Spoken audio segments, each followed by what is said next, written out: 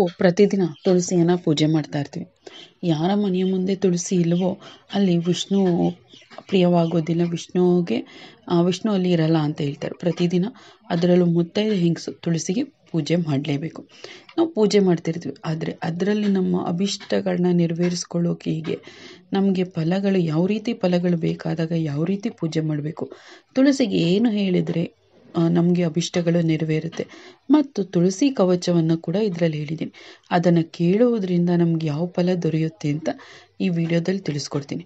ಜೊತೆಗೆ ಈ ಕಥೆಯನ್ನು ಕೇಳಿದವ್ರಿಗೆ ಆಪತ್ತುಗಳ ಭಯ ಇರೋದಿಲ್ಲ, ಮತ್ತು ವಿದ್ಯೆ ಬೇಡದವ್ರಿಗೆ ವಿದ್ಯೆ, ಪುತ್ರ ಬೇಡದವ್ರಿಗೆ ಮಗು, ಮತ್ತು ಧನವನ್ನು ಬೇಡದವ್ರಿಗೆ ಧನಲಾಭ, ಗೃಹಸ್ಥರಿಗೆ ಸರ್ವ ಸೌಭಾಗ್ಯಗಳು, ಮತ್ತು ನಿಮಗೆ ಏನು ಬೇಕು ಅಂದ್ಕೊಂಡು ಈ ಕಥೆಯನ್ನು ಕೇಳ್ತಿರೋ ಅದು ಸಿದ್ಧಿಸುತ್ತೆ ಅಂತ ಹೇಳ್ತಾ, ಇದು ಕಾರ್ತಿಕ ಪುರಾಣದ 30ನೇ ಅಧ್ಯಾಯ.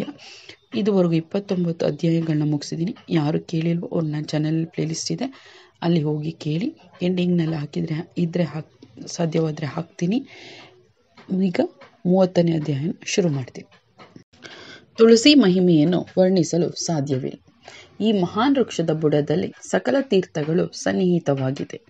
ಆದ ಕಾರಣ ತುಳಸಿ ಮೃತ್ತಿಕೆಯನ್ನು ಹಣೆಗೆ ತಿಲಕವಾಗಿ ಧರಿಸಿದರೆ ಗ್ರಹಪೀಡ ಪರಿಹಾರವಾಗುತ್ತದೆ.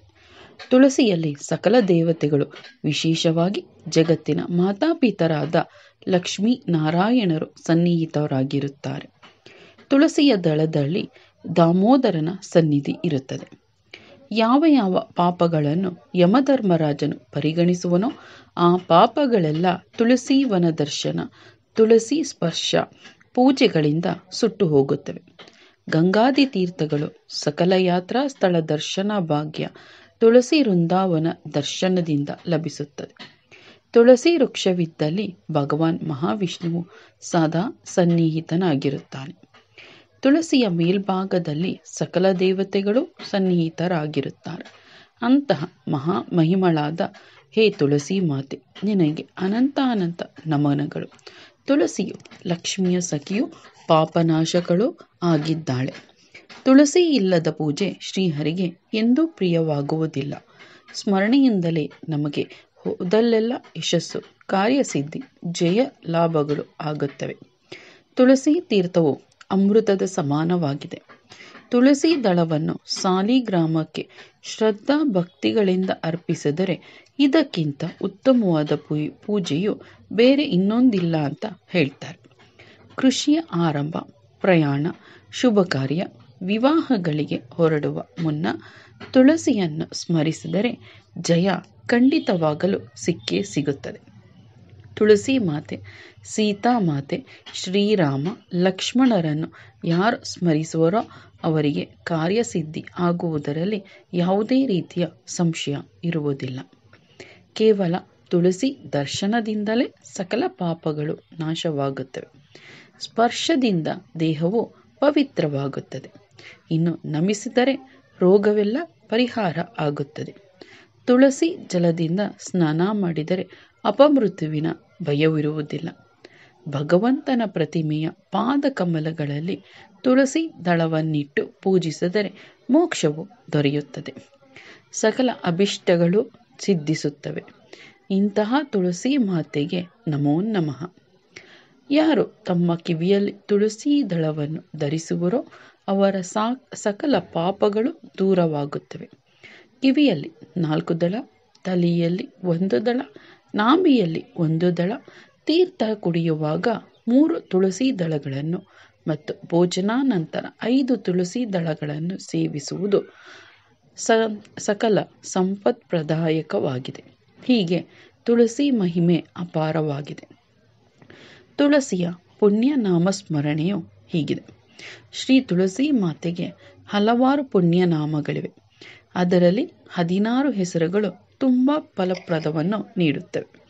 ಅವುಗಳೆಂದರೆ ತುಳಸಿ, 2ನೇದು ಶ್ರೀ, 3ನೇದು ಮಹಾಲಕ್ಷ್ಮಿ, 4ನೇದು ವಿದ್ಯಾ, 5ನೇದು ಯಶಸ್ವಿನಿ, 6ನೇದು ಧರ್ಮ್ಯ, 7ನೇದು ಧರ್ಮಾನನ, 8ನೇದು ದೇವಿ, 9ನೇದು ದೇವ ನಮಃ ಪ್ರಿಯ, 10ನೇದು ಲಕ್ಷ್ಮೀ ಪ್ರಿಯ ಸಖಿ, 11ನೇದು ದೌ, 12ನೇದು ಭೂಮಿ, 13ನೇದು ಅಚಲ, 14ನೇದು ಚಲ, 15 ಅವಿದ್ಯಾ, 16ನೇದು ಶ್ರೀದೇವಿ, ಇವುಗಳನ್ನು ಸ್ಮರಿಸಿದರೆ ಸಕಲವೂ ಮಂಗಳಕರವಾಗುತ್ತದೆ ಎಂದು ಹೇಳಿದ್ದಾರೆ.